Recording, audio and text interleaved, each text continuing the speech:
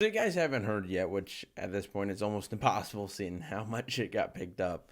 But there was a supposed leak on 4chan, anonymously posted, of course, about Rocksteady's new game being a Superman game. And I think I want to talk about this in a different way. Like, I feel like I can add something to the conversation. So let's get into it, and then, I'll give my opinions as you go. So let's start with the 4chan post. And the 4chan post is pretty much whatever you'd expect it to be, It's going to be made by Rocksteady. It's going to use Unreal Engine 4. It's going to be a big open world about 3 times the size of Arkham Knight. They're going to nerf Superman about the power level that he was in the animated series, which for me, that makes sense. And you can't play as Clark Kent, which we'll get into later in this video. But then you got Brainiac is going to be the main villain. I like all those choices. I understand all those choices. And if that was it. Oh, by the way, there's also Rocksteady is also working with Warner Brothers Montreal to make a Justice League game. But if that was the post, I would believe this 100% because it makes sense. It's around the same time. It's Superman's 80th anniversary. Action Comics 1000 launched last month. E3 is just right around the corner, and the article even says it's going to be announced around 2 weeks before E3. So we hear something in the next 2 to 3 weeks here. Now, there's something about the post that I actually think it kind of delegitimizes the post, and that is that it's set in the Arkhamverse. Now, I looked into this, and I'm also a huge nerd that doesn't really have much of a life, but Rocksteady's last game was Batman Arkham VR. It was released on PlayStation VR first, and later came to Windows and PC and all that.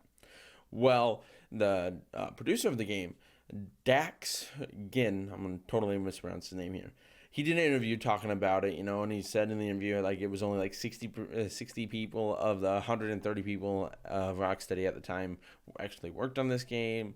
And he also started to talk about the trials they went through to make the game, and also what they wanted doing next. And that's where this gets interesting, because he told Eurogamer, I think there's a little bit of sadness on the team. It feels like a breakup. The mood is really split. There's feelings in the office it's definitely time to do something else. We all accept that.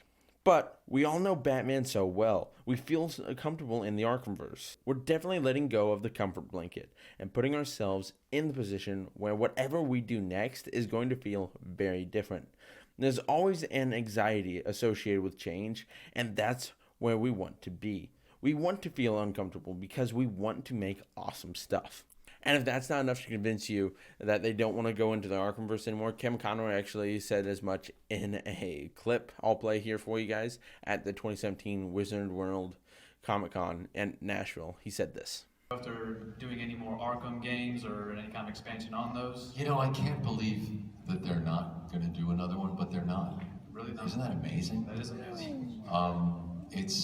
They made literally billions of dollars on those games, but no, there's no plan to do another one. Sorry. So this brings us down to my opinion, and honestly, I want them to make a Superman game. I think it'd be an amazing thing to do, and I think honestly, my best guess would be they are making a Superman game, but my best guess is pretty much this post. You know what I mean? And if this is true, say this post is 100% true, it makes me super happy because I want a good Superman game. I want them to take Superman as a character and be like, we're going to do something different. We're going to do something new. We're going to take what we did with Arkham. But at the same point in time, it's not a one-sided marketplace anymore. When they released Batman Arkham Asylum in 2009, Warner Brothers had the whole market to itself because at the time, everybody thought, Superman game, superhero games there don't really sell, they're just movie tie-ins, you know what I mean? There was Spider-Man 2, but that was a fluke and everybody loves it, and then there was other games and they were just tie-ins, they were just making a little extra money, but they yet never really were this big smash hit until finally they had Rocksteady make Asylum, and Asylum was great. It was new, it was different, but then moving forward, Rocksteady really didn't evolve it, you know what I mean? If you look at Arkham Asylum and you compare it to Arkham City, I love all the Arkham games. City especially, that's my favorite. But if you look at what they did with it as they moved on, it just tweaks. We made it looks better, and combat's a little better, and we added more villains and made more side quests. Oh, look, now there's a side quest system. They didn't try to push it forward. They pushed the envelope enough with Asylum, and then they just wanted to, make minor adjustments as they went, which is fine. You can do that. But now we're in a world where you're going to have to fight against more superhero games. You know what I mean? Like, Spider-Man PS4 is coming out this year, and you're going to play as Peter Parker, and you're going to play as Mary Jane, and there's going to be side quests and stories having to do with those. And yeah, I can see the problem with trying to make a side quest for Clark Kent, because mild man on the reporter, Clark Kent, walks into the press release or whatever. Press X to take your notes. Oh, look, the robot thing just went nuts, and now you got to save everyone. Turn into Superman. You could do that with a cutscene. So I don't know how you would do it. I mean, it would be cool to, like, be able to go talk to Lois or maybe Jimmy or Emil Hamilton and, like, try and progress stories with different choices through there. That'd be interesting. I don't know if they're going to do that because, like, the whole choice system is more less on its way out, or it's not being used less and less, because it's like, this is a story the developer wants to tell. But, I'm excited for it. I really hope this is true. It does add up, like I said, like, Superman, again, 80th anniversary, Extra Comics 1000.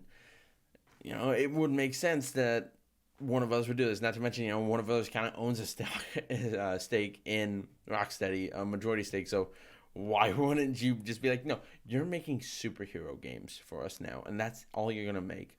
So I don't know. I'm excited for this. I really hope this is true. If I were to bet, I would say that this is true, but I don't think this leak is true. You know what I mean? I think this is some guy like me that was like, oh, well, I can see where this is going, and it makes sense. Honestly, I hope this is true, and I want it to be really bad because I really think we need a good Superman game. I like Superman Returns, but I can also acknowledge that there's a lot wrong with Superman Returns as a video game. Anyways, guys, I'd love to hear your opinions down in the comment box down below. Tell me what you think. Is Rocksteady working on a new Superman game? Is the Justice League game real? Because that's a whole nother conversation we could have. And maybe if this does well enough, maybe I'll talk about that too. But as always, if you like what I do here, might as well hit that subscribe button while you leave your comment. And I'll see you guys here again next time. Thank you so much for watching. Bye.